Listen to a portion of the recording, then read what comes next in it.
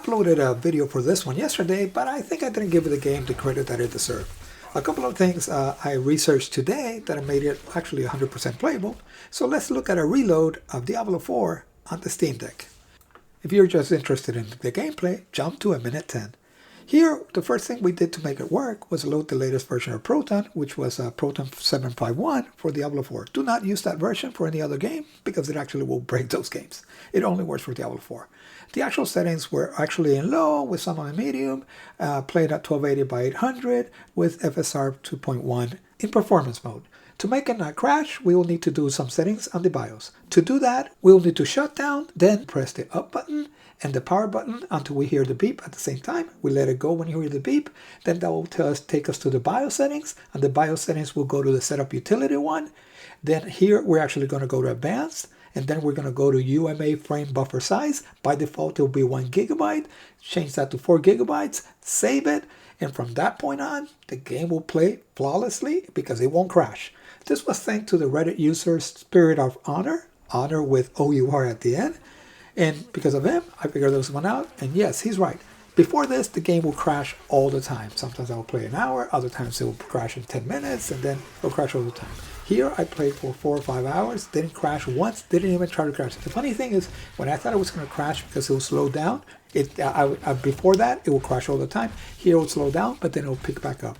And with the slowdowns, usually we're in the city or places like that. But for the most part, the actual gameplay, when you're actually doing the fights and everything, it's usually very close to 60 frames per second. It stays around 60 frames per second for the most part. The actual cutscenes, yes, they might actually dip even to the single units for a blip of time, but then for the most of the time, they'll go above 30 frames per second.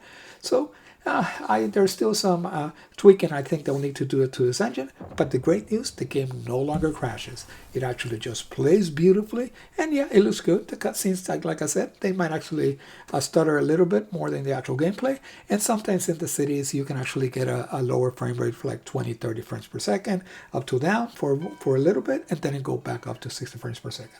But again, for the most part, the game will play good, so you'll have fun. So now you know what to do when another beta comes out, or if once the final game comes out, if it's still needs the settings, you know what settings they are. Anyway, I'll let you watch the rest of the video, and I'll see you on the next one.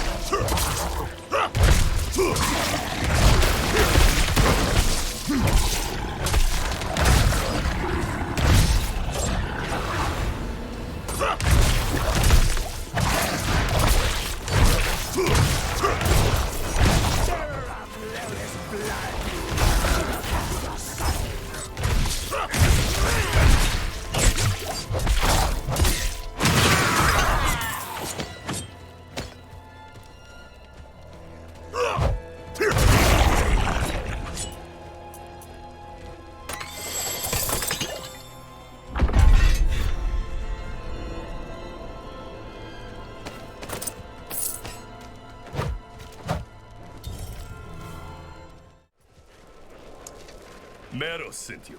That spineless merchant. Ah, this will cost him dearly.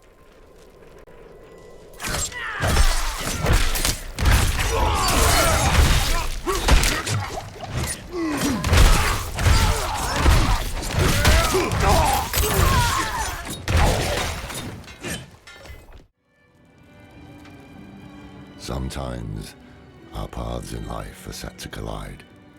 We just don't know it.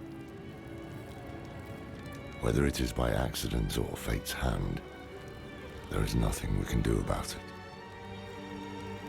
The wanderer lost in the storm, fed the blood of Lilith, saved by a lone monk.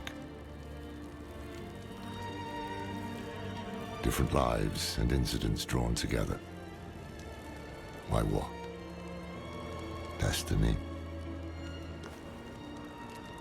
or some greater power pulling the strings. I did not know.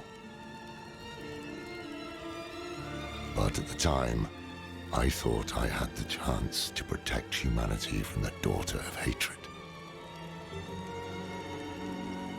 The Wanderer's connection to her gave me hope. Imagine that. I think I can dispel it.